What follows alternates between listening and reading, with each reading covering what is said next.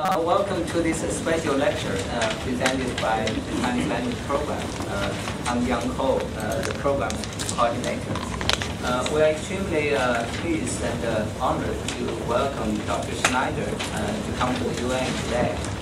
Dr. Schneider is a distinguished scholar held in high esteem in the field of Chinese studies. So in much of the world, he's known as a famous sinologist. And if you are not familiar with the term, just take it to me, someone who knows everything about China. so we are in a very intellectual treat today. Dr. Schneider received his PhD in Chinese history from Göttingen University, Germany. And he's now working at Göttingen University in various capacities. He's a professor of modern China studies and the director of the Department of East Asian Studies and the director of the Center for Modern East Asian Studies. And he has numerous publications written in German, in English, and in Chinese, of course. Dr. Schneider is a fluent speaker of Chinese. I previously sent you a link to a video of a lecture he gave exclusively in Chinese. Did you watch it? Aren't you surprised? Aren't you impressed? Very good. I must admit that his Chinese is better than a lot of people in China.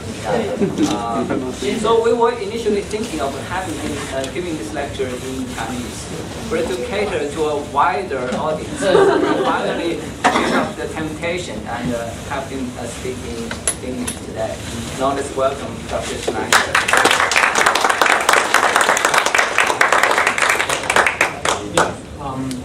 Welcome everybody, and thank you, Dr. Hill, for the very kind invitation to come here today and share with you some of my ideas about China's cultural encounter with modernity.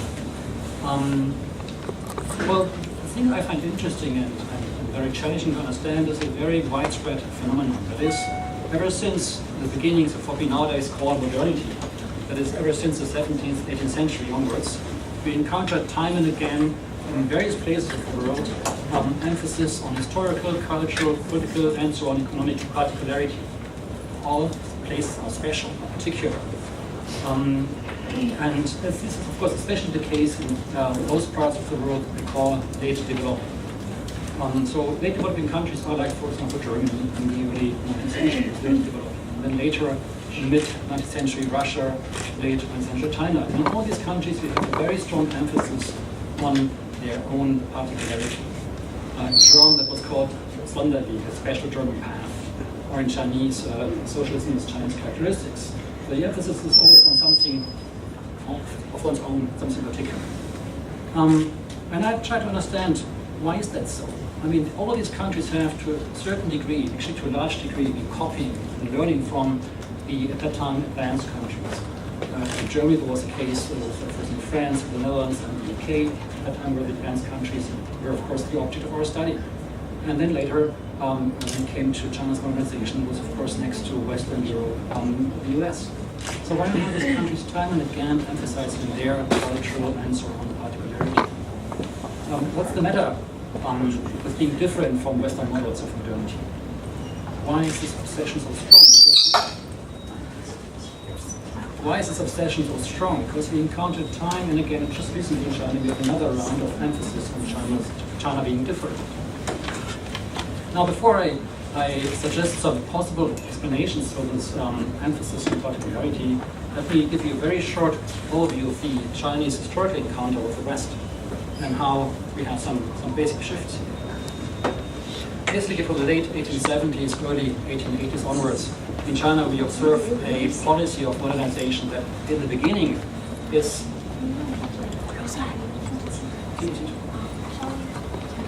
so in the 1870s, 1880s we observe a policy of modernization which is basically focusing on technology and on industrialization. And at the very beginnings, of course, focusing on military technology. The challenge was to survive the imperialist onslaught coming from the West. And this all was done within the framework of a strategy called the Tiyung formula, that is emphasizing that we keep our Chinese essence, our Chinese tea, but we just adopt some practical skills from the West. So adopting something from the West doesn't mean we have to change our culture, doesn't have to mean we have to change our way of thinking, it just means we adopt something useful. Of course, before long, the Chinese were realizing that just simply doesn't work, because technology and science and technology is linked to culture, it's linked to a certain view of the world.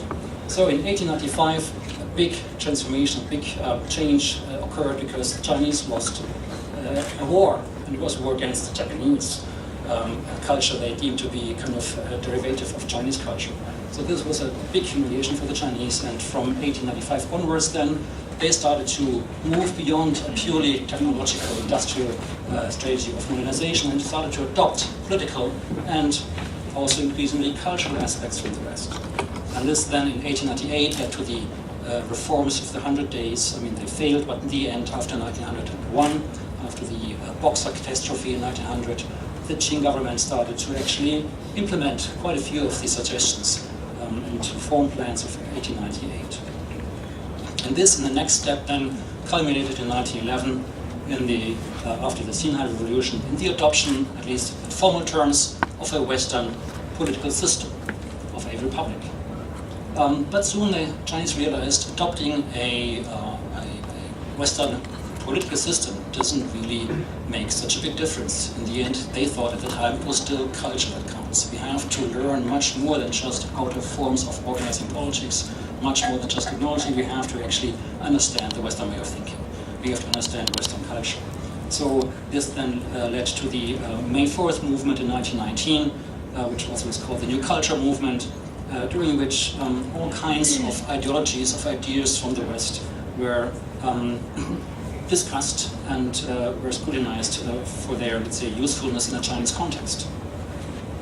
And then from then onwards, basically we have kind of an oscillation, a pattern of periods where the Chinese were very interested in theories from the West, followed very often by periods when they were kind of more conservative or more, let's say, moderate, more slowly moving forwards, sometimes even periods of direct conservatism. So in, for example, 1923, we have a huge debate in China just right after the May 4th movement, the New Culture Movement, discussing whether Western science, which was considered to be at the heart of the modern West, whether Western science is actually sufficient to organize society and to understand human life. And in this discussion, a very strong conservative position was voiced, and was arguing against science, understood as being omnipotent, against scientism. As history went on, we have these oscillating movements time and again. So the Kuomintang, the nationalists who now still rule on Taiwan, after the revolution of 1928, were actually trying to implement their policy, quite a revolutionary policy in fact. But then in 1933-34, they too somehow, at least apparently, turned more conservative because they emphasized Confucian values. Of course, Confucian values that were changed in considerable ways to fit the program for modernization of the KMT. And if we want to, we can of course from here draw a line to the, let's say, the emphasis in China nowadays on Chinese tradition, the great Chinese tradition. The Chinese government in the last 15 or 20 years has also adopted a policy that is not as anti-traditional as it used to be in the 50s, 60s, and 70s. So what has been happening in these 120, 130 years of China's encounter with the West? Well, I think what we can observe is a very deep and constantly increasing impact of Western learning, of Western culture in China. First, we have a very fundamental change in the basic cosmology. That is, the Chinese, by and large, adopted the modern scientific worldview. To the point that the word, this is scientific or non-scientific, nowadays in China just means it's right or wrong. It's actually a word for being right or wrong. 这个不科学 just means it's wrong. It doesn't mean it's not scientific, it means it's wrong. So they adopted the modern scientific worldview, and I will say a few words about this later. For example, modern notions of time, of space, of history. of society, and so on and so forth. And then we see an encounter with and the reception of, adaptation of, sometimes even rejection of many aspects of Western modernity, such as the concepts of popular sovereignty, concepts of the modern nation state, separation of state and religion, nationalism, democracy, rule of law, individualism, mandatory education, gender equality, and so on and so forth. All these Western concepts found their way into China. Of course, it changed in this process a lot, but had a huge impact on the modern Chinese culture. And just because for time I can't go into any details here, but just as an example, if you want to speak Chinese nowadays, if I would give this lecture in Chinese, I actually would talk English with Chinese words. So if you say politics in China nowadays, you say 政治, but it's actually politics. If you say state, you say 国家, which is actually 国家. It's the Japanese translation of the English word for state. If you say nation, 民族, it's 民族. It's the Japanese translation of the German word Nation. If you say society, you say 社会, which is 社会, which is Japanese translation of the English word society. You actually can't speak nowadays in Chinese about China without using terms of Western origin. It's nearly impossible. If you would take out all loanwords from a Chinese lecture nowadays, maybe you would have 5% left. So, which actually makes Chinese a perfect language for, let's say, global academic communication, because it is very rich with Western words at the same time, keeping a lot of, let's say, ways of expressing things that are not of Western origin. So, just looking at this example shows us how deep and how profound the impact of so-called Western learning was in China. And yet, in spite of this very, very deep influence, and nobody can deny this influence, it's obvious, in spite of this very deep impact, and I could make the same case for example, German encounter with French Enlightenment philosophy, it's quite similar. Or maybe late 19th century Russian encounter with Western modernity, it's a very similar phenomenon.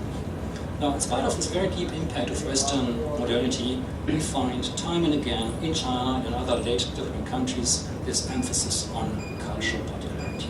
Why is that such an obsession with particularity? Well, in my observation of the field of research, I see three different suggestions why we have this emphasis on particularity. The first one is saying that, well, the emphasis on particularity is basically a question of cultural identity. Or as the late famous American sinologist Joseph R. Levinson coined it, the challenge was to become modern and yet stay Chinese. So how do you do that? You claim Chinese particularity. And in the end, it's just a claim. Could be just a claim. But maybe there's some substance to it.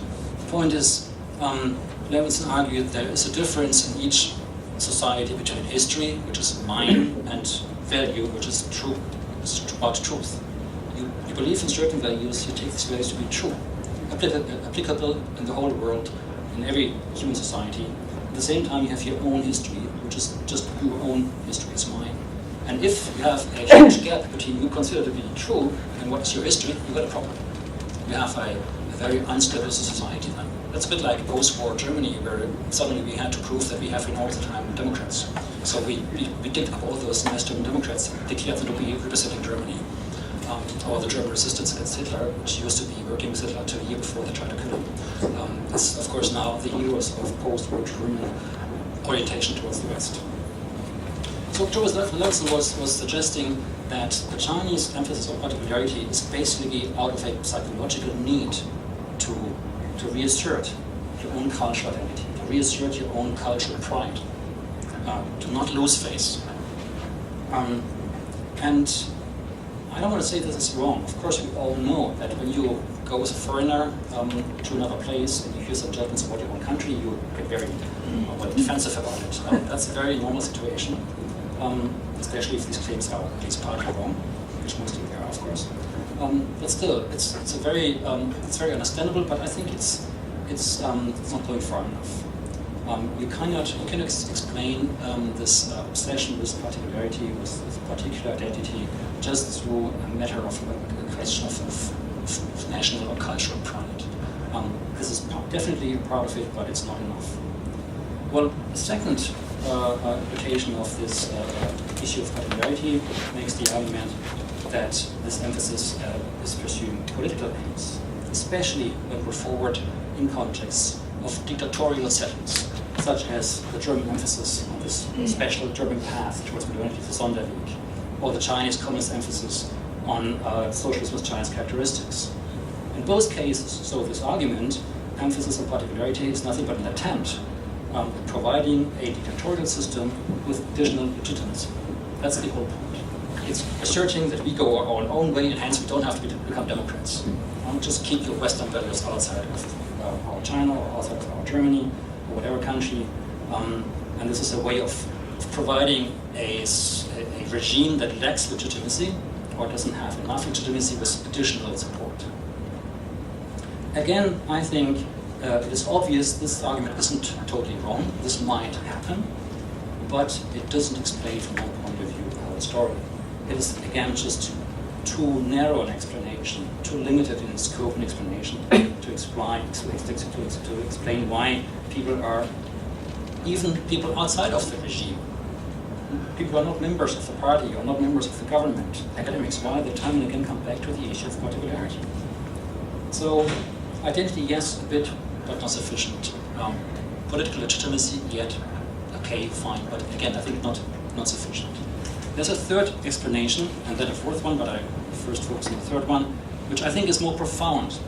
That is, we find in actually research on modernization from the 70s onwards, a realization of the fact that modernization is path-dependent. So the way a country modernizes depends on the path it has been following. And all paths are different because it depends, how you modernize depends on first, of course, your own cultural, historical background. And maybe even more important than that, it depends on the point of entry into the global system. When you enter the global system, especially the global market, at a point in time, we have certain conditions. This, of course, influences, limits your options. So, for example, Taiwan's modernization in the 60s and 70s happened under the conditions of the Cold War economic regime. Very good for Taiwan, very easy for Taiwan to modernize at the time. The same is true for Japan after World War II and for Germany after World War II. All of these three areas were modernizing under very favorable conditions. Again, of course, against different historical backgrounds, but this was a very important factor in understanding why we had these economic miracles in these three areas, especially in the 50s and 60s. And you can make the argument for nearly every country that the point of time of entry into the world system is important. The conditions from where you start, what kind of, let's say, economic system you had before, what's the relation between, let's say, culture and manufacturing, the type of, and the way you recruit your political elites, your geographic, your strategic position, all this influence the way you can actually modernize. So this is path dependency, which in the 70s and 80s was a very strong argument for pluralizing our research on processes of modernization in different parts of the world. And in recent years, especially after the end of the Cold War, when we started to believe, for right or for wrong, that socialism is dead, we tried to come up with a new theory that actually goes this very vague term, path dependency. And this theory is now very popular, very fashionable. It's called the theory of multiple modernities. So that modernity is not a unified system with one path and one goal and one kind of setup in the relation of politics, economics, and society. No, modernity is of course characterized by some core aspects, otherwise we couldn't call the same systems all modern, but it's multiple. It's multiple in two ways. It's multiple in the way different systems reach the point of modernity, so the path argument is still included, and it's multiple in the meaning of we can actually have different outcomes. So there's not one modernity, there are different modernities. And it is at this point where beyond issues of identity and political legitimacy, we can start making sense of the obsession with particularity by cultural, economic, and political elites. Because they're actually facing a situation where adopting the Western model was not an option, because it wouldn't work. Because these elites were familiar with their conditions. These elites were familiar with the point of time of entry into the world system. they knew that adopting this system would be disastrous in their context. They had to adopt another way. So they were kind of out of necessity, to modernize. They had to focus, they had to do research on it, they had to reflect on the question of what is different in our case, and how do we translate this difference into different strategies of modernization. So I think that it's in this context of the theory of multi-modernities that the reference to cultural, economic, and political and so on particularities does make much more sense than in just the context of the explanation through factors like identity and legitimacy. And yet, a core of modernity, of course, must be maintained. Otherwise, you cannot call the same different countries all modern. So what is this core of modernity? Of course, this is hotly contested, I wonder. But I think one core of the notion of modernity is still basically capitalist economy. The basics of the system are capitalist. But beyond that, you have lots of theories. What are the core aspects of modernity? Now, under this theory of multi-modernities, can have similar phenomena like industrialization, social differentiation, and so on and so forth. But we also can have different ways to modernity, and we can have different outcomes. For example, different concepts of democracy, different notions of sovereignty, or different cultural arrangements, such as different emphasis on family, different ways of communication, different systems, different cultures of human interaction, and so on and so forth. So to sum things up, I think that the notion of multiple modernities is actually quite helpful in going beyond an explanation of the emphasis on particularity just through identity and legitimacy. And yet, at the point in time when China is modernizing at very high speed and has now reached levels of affluence and world success that nobody, not even the darkest China haters, can deny this anymore. Right at this point, we observe critique of the theory in China. There recently, the last 10-15 years, voices saying, well, this notion of modernity, they maybe don't use the term, but they mean this explanation.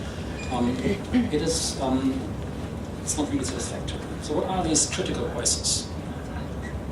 Now, with regard to the current situation in the People's Republic of China, because from the perspective of political legitimacy and cultural identity, from these two aspects, looking at the problem of particularity and then the theory of multi-modernities, still carry the risk of factual westernization in many fields of society, culture, and eventually also politics. So we observe in the PRC the last 10 to 15 years a young generation growing up that is more used to Starbucks than to hotels, that is more used to the internet than to, let's say, Chinese local media. That is more used to, let's say, pop culture coming from the West than to Chinese traditional music, whatever that is. And of course, we could make sense of the recent emphasis in the PRC, especially now with the new leadership of Xi Jinping, the renewed emphasis on socialism as Chinese characteristics and to resist Western values as a critique, as a fear of factual westernization. I'm not sure, it's too early to judge that. I have my doubts about this explanation as this just being a reaction against a threat of westernization. I think it goes much deeper, but it's too early to say. The reason why I refer to this recent development in China is very simple. I think however we look at claims of cultural or political particularity, there is always a very close connection between cultural change, question of politics and political legitimacy, and academic debates. And what we observe currently in China is actually such an interplay of culture, politics, and academia. It's a very close interplay, it's a very interesting interplay.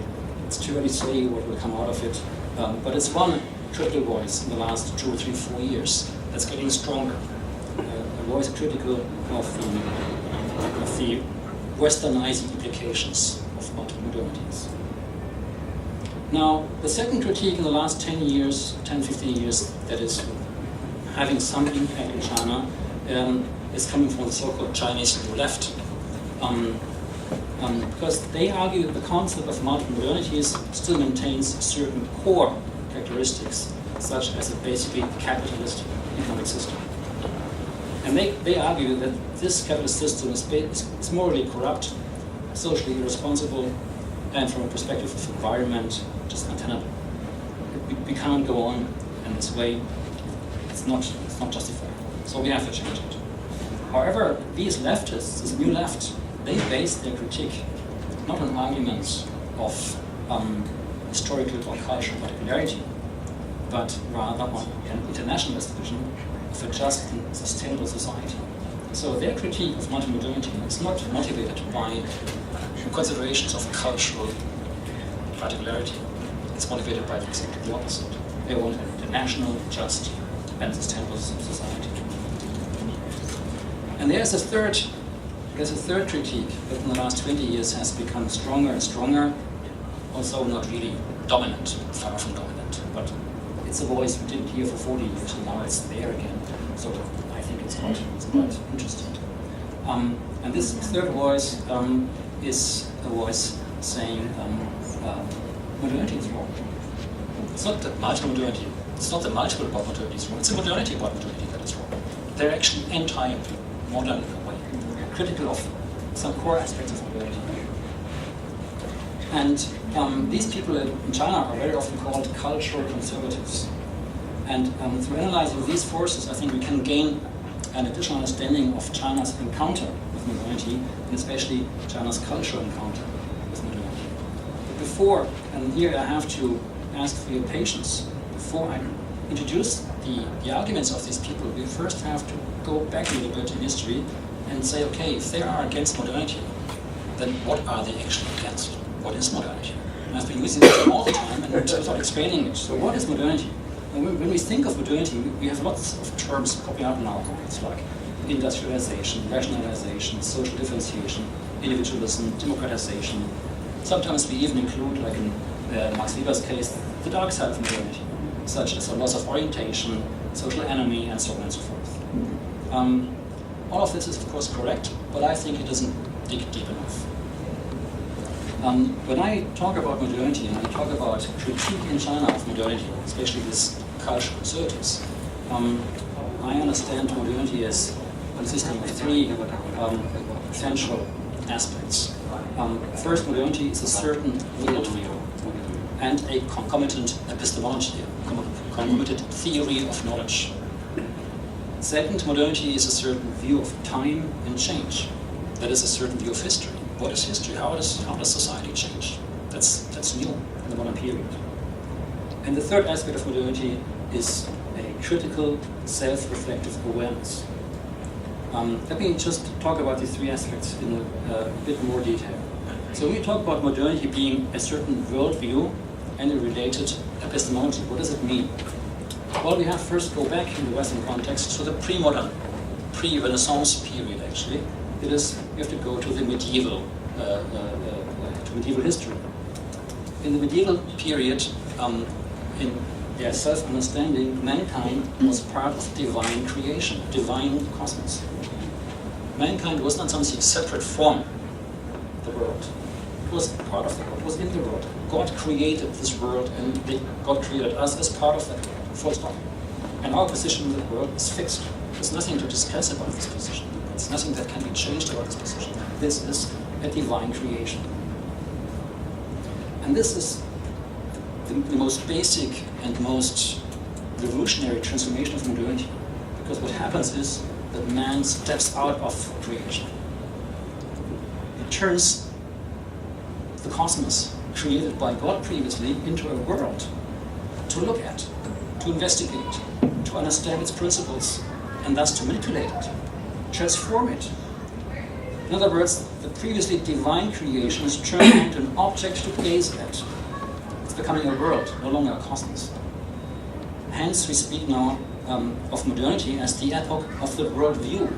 As soon as you can look at something, it's no longer you. It's something that is distant from you. Things that you are a part of, you can't look at. You can't look at your heart. You can't look at something you're a part of. But once you tear it out, or if you take something, look at it, then it's something different. It becomes an object. And the position of mankind in divine creation was a position of being part of it. There's nothing to look at. Looking implies a subject that looks at an object. There was no concept of subject and object before the Enlightenment. So what happens is that the world, the cosmos, is turned into a world you can look at, and by looking at it you can investigate it, you can understand its rules, its laws, you can change it, you can manipulate it. You just look around what we have done before. This is not God's creation, for sure not. This is something we did after we kind of stepped out of that divine creation. And in line with this transformation of our positions in the world, we redefined ourselves. What previously was part of God's creation, that is mankind, is now becoming a modern subject that actually defines the world around itself as an object. It's the objectification of our environment, turning this environment into a world. And of course, all this goes back to a French philosopher, René Descartes, and his famous philosophical statement, cogito ergo sum, I think, therefore I am. This is the declaration of power of the subject. Here I am, I think, this is what I am. This is the only reason I am, and all the rest is the object of my investigation. This cogito ergo sum is at the heart of modern science and also of modernity, because it defines mankind as a subject with the world as its object. It moves mankind at the center of the universe. Only then can we talk about humanism. There was no great humanism, because mankind was not the center of the world. Once mankind moves into the center position, we can actually justifiably talk about humanism. And Descartes, of course, through this famous dictum, defined an epistemology of knowing, a theory of knowing that is formative to the present day.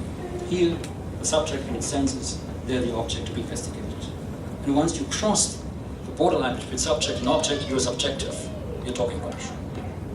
Basically, you're just no longer reliable. So this is the first aspect of modernity that we very often tend to forget when we talk about the modern period. This is a very fundamental change. The second change, as fundamental as one just mentioned, is a change in the view of time and a change in the view of change. How do things develop? What happens when things develop? Now, in the medieval period, there was a very clear distinction between the world here, that is the historical and secular realm where we live now, and then you have paradise there, the divine realm. In the conception of the secular world and its history, history doesn't have a direction. In the medieval period, history is not moving forwards. It's not moving backwards. It's not moving at all. History is just recording what human beings did, and from these stories learn what's wrong and what's right. It's a storybook full of moral lessons. This is history, the medieval period, secular history. And secular history is actually meaningless. There is no sense of direction, there is no objective, there is no aim, no telos in it. No inner dynamic, no logic of development is in this secular history. Whereas in the divine realm, there is no change at all. There is no history. Paradise doesn't develop. It's just there. It's the final state of bliss. And there is no structural relation between the two. There's the secular world and you have the divine world. And you can move from one to the other at the last day. The final word is. You can cross, but this crossing is not historical development. It's actually the end of history. Now, in the modern times, this concept is being replaced first by the Enlightenment notion of progressive history. Now, what used to be a notebook full of moral stories turns into a progressive, rational process. Now, history is following certain rules of development. You can actually predict it. And this development is actually getting from good to better to best. It's actually also, in many cases, aiming at a final perfect state. In some cases, it's not having a final goal, it's just getting better and better, forever better. But in many of these early theories of progress, there is a final point, the end of history, when things basically have reached a state of perfection. There's no divine realm left. All of this happens on Earth. There is no non-earthly realm left in the Enlightenment notion of history. So history is progressive. It's comprehensive. Everything progresses. From technology to the quality of human character. Everything is getting better and better. Human beings in the perfect state do no longer commit any evil acts. We have become all little tiny gods. It's a wonderful world. If you read Condorcet, it reads this. It's wonderful. Or from a post-45 perspective, it's not so wonderful after all. But when you read this Enlightenment philosophy about history, you see a lot of hope. You see a lot of actually enthusiasm about history. People are really getting excited about this because they suddenly think they realize now that we have liberated ourselves from God, from theology, and we have liberated ourselves from all kinds of superstition. We can rely on our human reason and rework the world. We can actually create a perfect world. So history in the Enlightenment sense of this term is comprehensive, it's linear, it's directed, it's following a certain logic. And of course, all of this isn't possible without, now we go back to the notion of worldview, transformative powers we have acquired. Because we have stepped out of creation, now we can rework the world according to human reason. We can turn it into something better. So Enlightenment philosophers were convinced that the state of mankind can get better and better. As long as we follow reason, basically nothing should go wrong. It's a process of liberation. And this is what is called history with a capital H. It is a worldwide, unified, universal process of improvement. With or without an aim doesn't make a difference for the nature of this process, because it's a benign process, it's a progressive process. It's history with a capital H. That, contrary to many postmodern claims, in the West, this notion of history with a capital H was shattered in the late 18th century by the French Revolution. Because the French Revolution, first, wasn't benign. It was terror, pure terror. Second, didn't lead to what they thought it would lead to. So first, it wasn't benign. Second, the predicted goal, the envisaged goal, the progress towards something better didn't happen, it didn't occur. Things went in unexpected and partially undesirable directions. And it is in the wake of these experiences, in the context of the French Revolution, where, especially, but not exclusively in Germany, history with a capital H was turned into history with a minor H, a small h, little h. And this is now Italian, German, also some French, some British philosophers were emphasizing the particularity of different epochs and different cultures. Because the experience of the French Revolution is that this benign capital H process of history just doesn't happen. What we have is unexpected turns. What we have is different conditions in different countries. What we have is that a process that looks like a benign process, a history with a capital H process, actually turns out to be a process of terror. So they started to rethink history in such ways that it would give space for difference. It would give space for cultural difference, it would give space for temporal difference. And this is where people like Herder comes into play, emphasizing the particularity of cultures, without giving up a universal vision. So Herder was still a nationalist. And this is thinking of the world of nations, a good place to talk about the world of nations, but of the world of nations where all nations are equal, but all are different. And different in very fundamental ways. And we have to learn from each other. So it's not necessarily a nationalist concept as we use the term nationalist nowadays after 2 world wars. It was, in a period of time, when nationalism was still a positive term. Basically, an anti-monarchical term. So history is no longer capital H history. It's no longer a universal yardstick to judge everything else according to this new standard. It's not a monodirectional linear process of progress. It's not something that is very, let's say, diverse, heterogeneous. It's very unpredictable. And here actually are the roots of what we until recently used to call the postmodern condition. We have now moved to the post-secular age, allegedly. I'm not sure. But anyway, the postmodern condition is actually having its roots there. This notion of history is not being directed, is not being unified, found its way through Nietzsche, through Heidegger, to Sartre in the postmodern philosophy. And they actually are on the basis of this pedigree arguing against history of the capital H, the Enlightenment concept of history. Now, the third aspect of modernity that we very often tend to overlook because it has become so absolutely self-evident that we don't think about it anymore is modernity as an epoch of critical, self-reflective awareness. What does it mean? Have been people before uncritical? Well, yes and no. I think we have to understand this. I think I try to use the metaphor of a stage. When the world is no longer a cosmos given to you by God, but it's a world that you actually can research, can explain, can manipulate, then you are faced with choices. You have 4 people doing research in the world and they have all different opinions. Who's wrong, who's right? There might be in the end no wrong or right. So what this liberation from the divine creation created is a situation where mankind, where researchers had to make choices. And with choices were not, very often not a question of right or wrong, but just different options.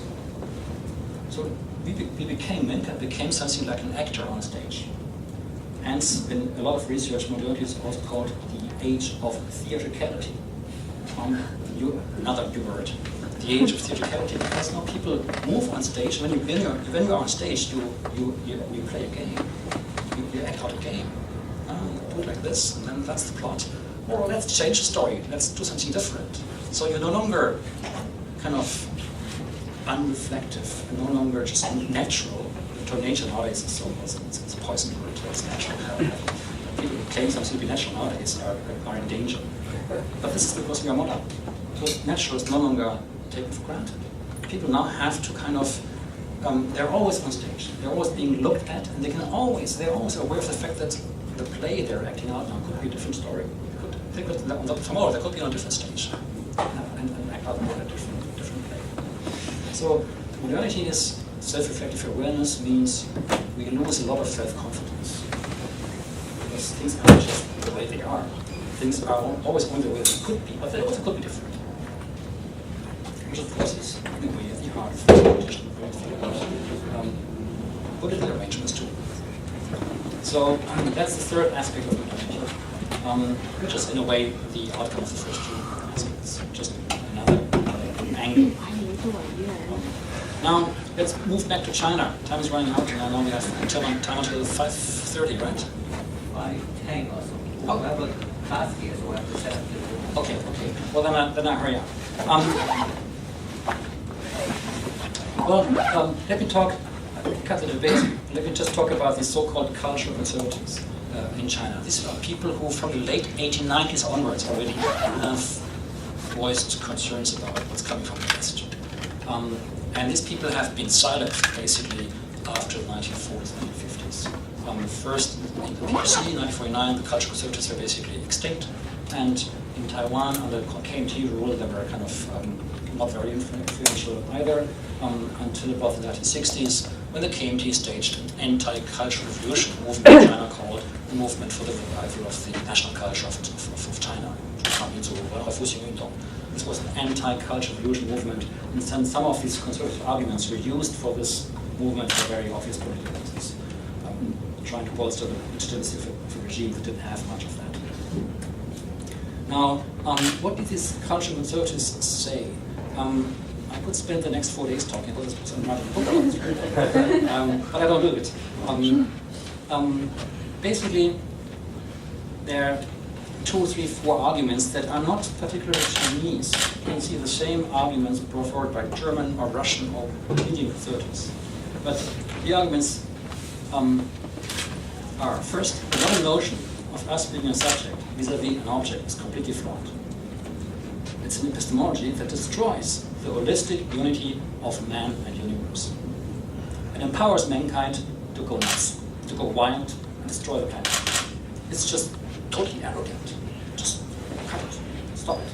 You're destroying yourself. You're dehumanizing humanity by doing that. This is first a very fundamental argument. The second one is saying that the modern notion of man being rational is dangerously arrogant, because it underestimates human potential for irrationality, underestimates human potential for committing evil acts. And if we look at the Holocaust, well, there is a point to that. So mankind needs to be restrained by forces external to itself, be it universal ethical standards like human rights that cannot be doubted, or be it a cosmic or divine order that is given. There's a given order, just buy it, just don't doubt it, just accept it.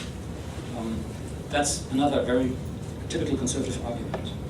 And then the third, and I could add many more, is that modern concepts of time and change are actually nothing but the philosophical basis of economic capitalist processes that are at their heart inhumane, because they sacrifice humanity for the purpose of increasing profit, constant increase of efficiency, constant competition. This creates a wonderful material world, but it destroys humanity and the credit of humanity.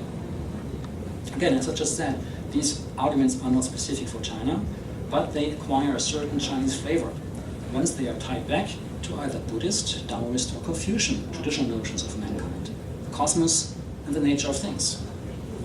And this is exactly what has been happening in China ever since the late 19th century, because Chinese conservatives have been arguing not just that modernity is wrong, they've been arguing there is a Chinese solution to that. Christianity cannot actually solve the problem. Why? Because Christianity is actually already empowering mankind, because human beings in the divine, in the Christian worldview, are elevated at a very special level. They're very particular. They're actually already quite close to controlling divine creation. We need a philosophy like the Confucian, the Buddhist, those one that actually says, well, there's unity of heaven and mankind. And this is what can rescue the world, nothing else. So once these conservatives add to the arguments I just mentioned, claim that there are Chinese solutions to the problem, there is a claim to Chinese particularity that has actually universal implications. Because now a modern condition which is universal can be solved, can be remedied with the help of particularly Chinese cultural achievements, which thus acquire a universal importance. Now, we can think of these arguments whatever we want. It's not the point of saying what's right or what's wrong.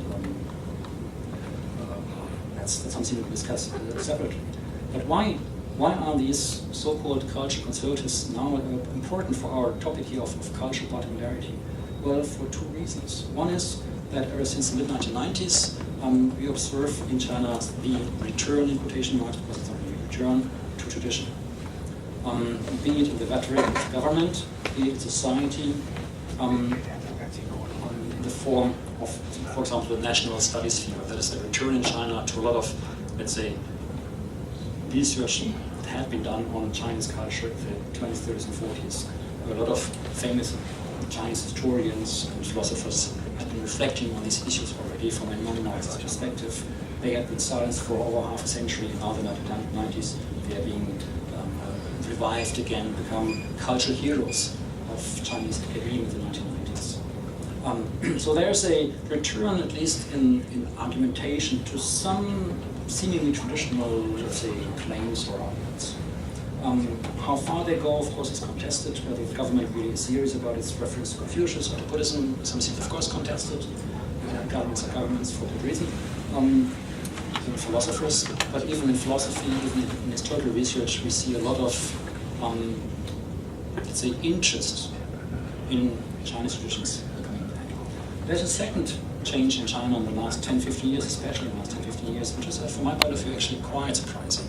I would have never expected this to happen with this kind of speed and impact. That is, we see the last 10, 15 years in China an astounding revival of Chinese traditional cults, of Chinese religions. Not of Chinese religions only, but also of Western religions. Christianity has a very deep impact on China currently, and it's the fastest growing religious community in China. Especially, of course, Protestant denominations. Now, what is about this religious revival in China? here Taoism is not so strong. But Chinese religious traditions, especially Confucianism and Buddhism, that start to have an impact. Now this revival is, whether it's a revival in the first place, something to discuss, because what comes back is not what was there before, of course not. There is not really a revival is happening. It's a return of the religious. It's a return of belief, of faith, of superstition, in the words of a scientific believer. This revival is very heterogeneous. There are all kinds of reasons why people go back to temples, why people start saying I'm Buddhist or I'm Confucian, why people send their children to Confucian primary schools today, use some Confucian terms to kind of attract students. It's very complicated in its relation to politics, in its relation to business, and its relation to traditional arrangements in temples. And it's actually much too early to judge the nature of the revival and to bring forward some intelligent guesses about its future fate. But this revival, this is my belief, I think it hints at a deep-rooted dissatisfaction with the modern condition in some parts of Chinese society. So, put in simple terms, people say, well, got 2 cars, 3 houses, 4, whatever, I'm still not happy. It's a very cynical way of putting it. You can turn it around and say, people start to realize that all that affluence and all that, what people actually are praising in China. The last 20, 25 years, China has been developing in amazing ways. I'm still stunned. I was the first time in China in 1981, and I just don't think it's the same planet. It's a different world. It's really stunning. And with very positive and very, let's say, laudable, let's say, consequences for lots of Chinese people. And still, people are saying, and you hear this very often, well, I'm still not happy. I don't buy it. I think what this modern transformation is doing to us is, at least in some aspects, quite negative. Well, again, the reason why I refer to that is not to discuss here whether this is a good or a bad development. It's too early to judge, and everybody of us might have a different opinion on that. But I think it again shows us that the emphasis on Chinese cultural particularity is not just a matter of identity. It's not just a matter of political legitimacy. It's actually a matter of very deep-rooted concerns with A, the question of modernity. Do we have multiple modernities? And if yes, what's multiple about them? What's modern about them? What is particular? What is universal about modernity? That's a very concrete, a very challenging concern, be it in politics, when it's about strategies of modernization, is it in academia, when it's about explaining what has happened. And this is, I think, the heart of the whole discussion about particularity in large parts of Chinese and other societies. And there's also the other coin, that is, even in these positions critical of modernity, we have an emphasis on the particular Chinese contribution to a critique of the modern process. And again, here too, more with the universal concern, but still an emphasis on what contribution Chinese tradition could make towards improving the current, from the perspective of these people, deplorable state of mankind. And many of these arguments put forward in the Chinese cultural conservative critique of modernity are actually arguments that you can't find at Western conservatism. Western conservatism is, with regard to these questions, quite different, because Western conservatism nowadays, at least in Europe, doesn't have much of a spiritual, doesn't have much of a religious content. It's much more about a certain view of mankind. It's much more about a certain position on social and political arrangements, not so much about a more philosophical doubt about the very nature of what's important. And here in China, I think we have a deeper awareness of that very deep-rooted revolution that modernity in the 17th and 18th century actually was. Well, I hope this was not too abstract. Thank you for your attention.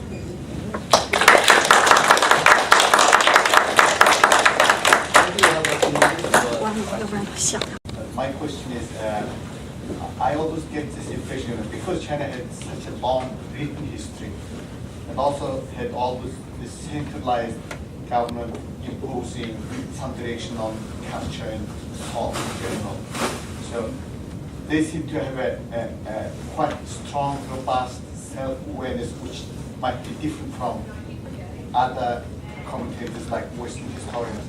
So how is it changing? Is it a very strong factor? And the second question is, you said there is a version of traditions and cults and religion.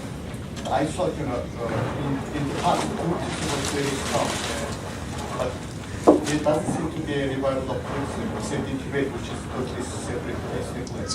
Very strong. That's my question. The last question is that I'm a beginner Chinese student. How much is it often or help if you do at the same time Japanese kanji? Is it helpful for learning Chinese kanji or it's actually inferior? So your first question was about the central government and whether that's a difference. Well, I do believe that this basic challenge of facing modernity is actually universal for all late developing countries. The conditions of facing it are all different. So just look at just a very simple example. You have Korea and Taiwan, both Japanese colonies between in the first half of the 20th century, and both embarked on very different paths of modernization after 1945. Because South Korea was built by the Japanese into an industrial base, and Taiwan into an agricultural base, or in the very last years of the Japanese occupation, light industry. So Korea was very successful at building heavy industry after the war, and Taiwan was failed. So you have a very specific arrangement leading to very specific outcomes. Now, the point of the central government, I wouldn't overestimate this claim about the central government in Chinese tradition. The court of the emperor was a very weak thing. It's a tiny, weak thing. If you look at the huge majority of the Chinese population, or the population of what we nowadays call China, they've never had any contact with that bureaucracy. The lowest official, state official, in the Chinese judicial system was the county magistrate. But how big is a county? Millions of people sometimes. And now we have, for a little town of 100,000 inhabitants, we have a group of administrators in the city government of 400, 500, 600, administrating 100,000. And before we had one for several million. So I think that the whole notion of this autocratic, very strong, powerful Chinese imperial government, I think is completely flawed. It was actually very weak. What it of course did achieve is to enforce a leading ideology for the level of bureaucrats, the state officials. These people had a very similar way of thinking as state officials. As private individuals, they could be Taoists. It didn't have to be Confucian. So even that is not unified. So I'm not so sure about this argument about the Chinese tradition of a strong central government being a very important factor for the course of modernization in China. I think what is much more interesting and actually stunning from our point of view that all pre-modern empires have basically disintegrated under the impact of modernization. Be it the Holy Roman Empire of the German nation, be it the Ottoman Empire, the Habsburgian Empire, the Russian Empire, all collapsed basically. The Russian Empire was turned into the Soviet Union, but then eventually also collapsed. The only empire that survived the onslaught of modernity is China. Why? I have no idea. It's a very interesting question. Your second question was about Buddhism. Yeah, Buddhism. Well, there is an astonishing rise of Buddhism in China nowadays. Absolutely mind-boggling. Especially of Tibetan Buddhism among Han Chinese. It's all over the place. So if you don't go to China, if you went to China 20 years ago, temples were actually cultural sites where you had to pay entrance fees. And you could see mostly tourists. If you go to China nowadays, many temples, there are no entrance fees anymore. And the majority of people going there are actually either curious people or really devout believers. Of course, why you believe in something can have very different reasons.